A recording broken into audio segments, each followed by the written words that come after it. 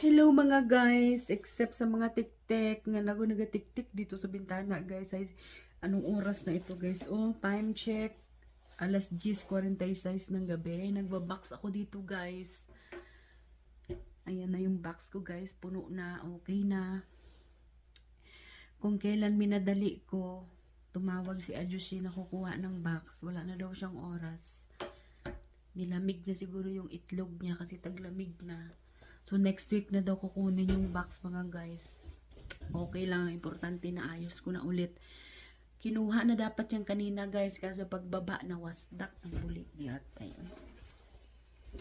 Nandito ako sa opisina guys. Yung mga kalat nila. Tapos hanggang ngayon guys. Nandito pa rin si Mama Mary. Yan oh.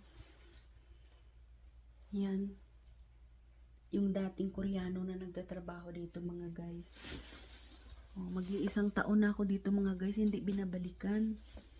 Ganyan yung mga Korean dito guys. Pag aalis sila, mamimili naman ng mga panibagong gamit nila, dalhin dun sa bagong bahay nila.